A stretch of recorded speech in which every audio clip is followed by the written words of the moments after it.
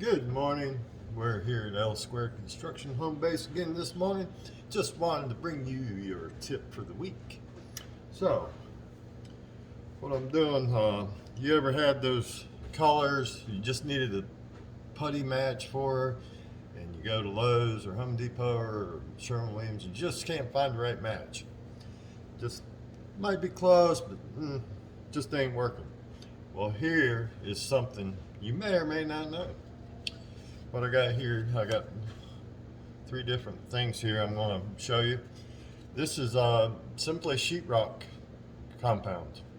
You can buy a big old bucket of it at Lowe's for like 15-20 bucks, and it makes a great putty.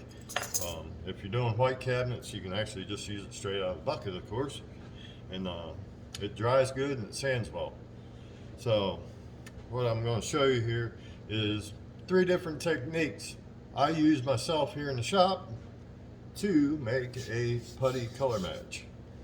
So what we have, I buy these simple spreaders. You can buy them off Amazon pretty cheap.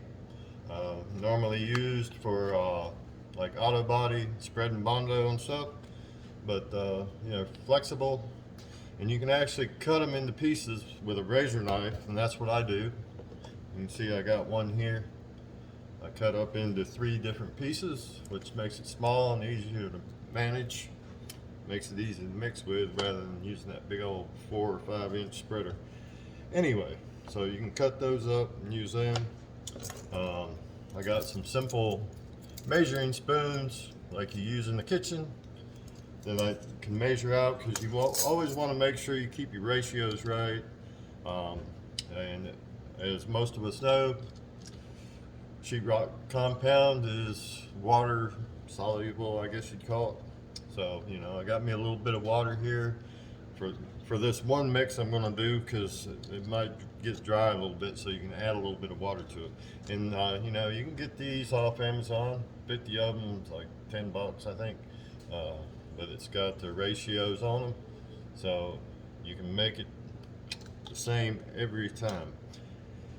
So first, what I'm going to show you is we'll get a little bit of, this is just simply Minwax stain. You can get it whatever color you're doing. I'm just going to get a little bit here, and we'll just dump it right on this here. And these are nice because they wipe off easy. You know, I guess they're stainless, whatever they are, polished, so they clean up easy. But you just take that spreader and you just mix that in real good. I may have to add a little more, but I think I got enough. But you just want to mix that real good. And of course, you're blending with white, so you may have to use a little more, or you may have to mix another color with it to get it to match whatever you're trying to go with.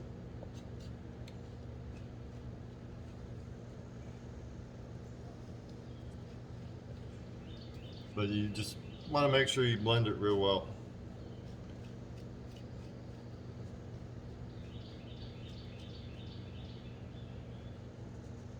There you go. So now I got a tan putty.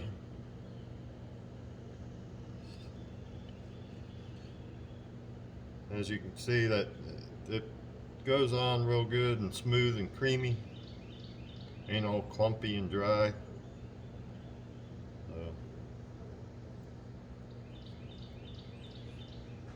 So that's one technique, using stain. Okay, so the next technique, this works great if, you know, sometimes you'll get a dent in your sheetrock on the wall, or we also use it in the cabinets if we need a color putty mask to putty nail holes or such on trim we put up that's already pre-painted. But this will also work in your home. If you got some of the wall color paint, here's what you need to do. So I got some, this is lacquer based. You can use latex or whatever. Any type of paint works. This is what we use on cabinetry, so. Then I just get me that's a quarter teaspoon there.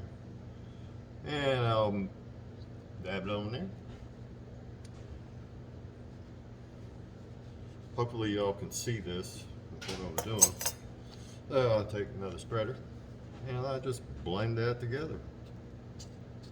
This is sheetrock compound and a little bit of paint. I probably got a little bit too much paint. If you get too much paint, you can always add a little more compound to thicken it back up, because you don't want it too runny. You want it kind of a good solid base so it hangs in there and don't really sink, you know. Yeah, I think I got a little bit too much paint. Oh, there we go.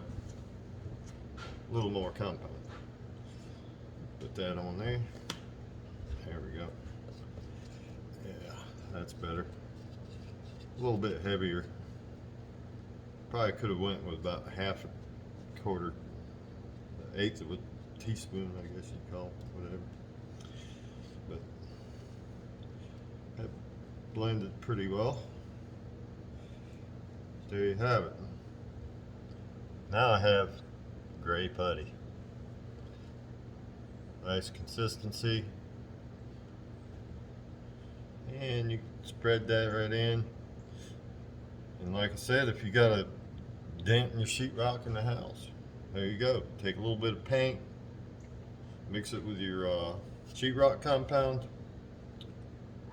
use the spreader, flatten it out into the dent, let that dry, and just lightly sand it. And then you can touch it up with your wall paint, because it will have a little bit of a flat sheen to it once it dries. So you'll just have to touch it up, but it'll be easier to touch up than just straight white because it's already your wall color. So there you go. And we use this on wood, sheetrock, whatever.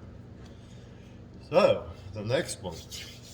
So we got some, you can see this panel I'm working on. These are actually going to be raised panels for wainscoting in a house, but they are alder. So what we do is, I got this handy dandy belt sander. We belt sanded and flattened all these panels yesterday. So what happens is we end up with all this fine sawdust. And guess what? Because it came from this board, it's the same color. So now with this, we're gonna, put some sawdust in our sheetrock compound. Now, the trick with this, let me shave this off here, it's a little sharp. Trick with this is, obviously it's sawdust and it's very dry. And the compound being water-based is gonna tend to want to dry up a little bit once you start mixing it, and it'll start getting a little bit clumpy. That's okay, because it's water based. But you want it a little heavy anyway, so it'll hang in the dent, or if you're trying to fill a knot or something. See, it's getting pretty dry. Probably need a little more of that sawdust to override the white. Yeah, it works. It's yeah, so that's why I got this little bit of water here. I knew this one was going to dry up on me a little bit once I added the sawdust, so we'll just add a little bit of water at a time. You don't want it too wet.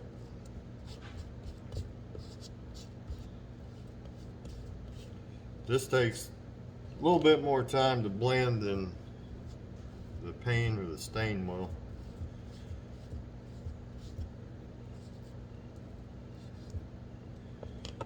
Yeah, there we go. Getting to be a pretty nice consistency though. The water actually really helped.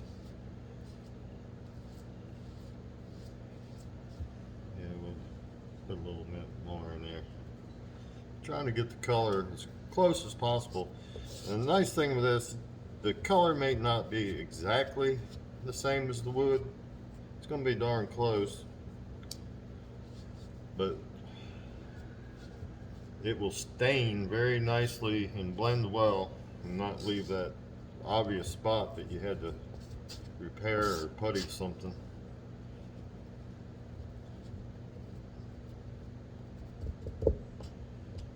There we go. We're getting there.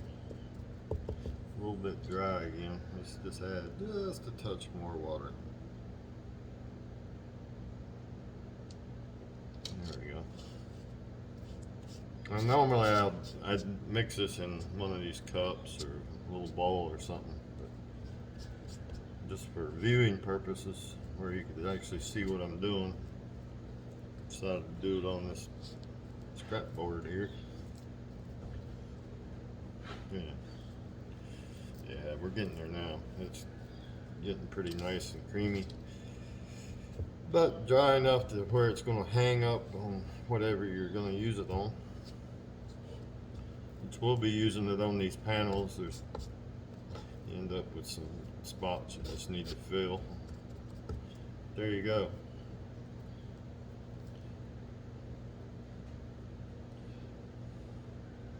So now I have alder putty. And that blends in quite nicely. I'll tell you what, let me grab it.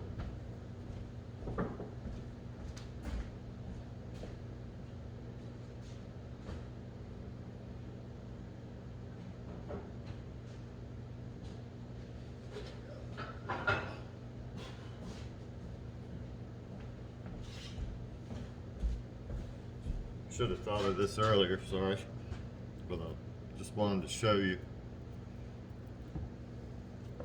This is a alder board, so see how the color's pretty close, a lot closer than white, obviously, right? So that, you know, once that dries, you put it in a spot, let it dry good, and it's like I said, this stuff sands so easy. You ain't got to sit there and, you know, there's a lot of putties out there that, man, you get them on and they are really hard to sand off. But there you have it.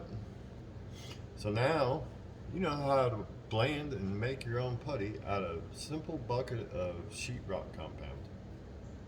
That's it. A lot of these putties out here, the colors ain't quite right, they're a little bit off, and a lot of them are very expensive.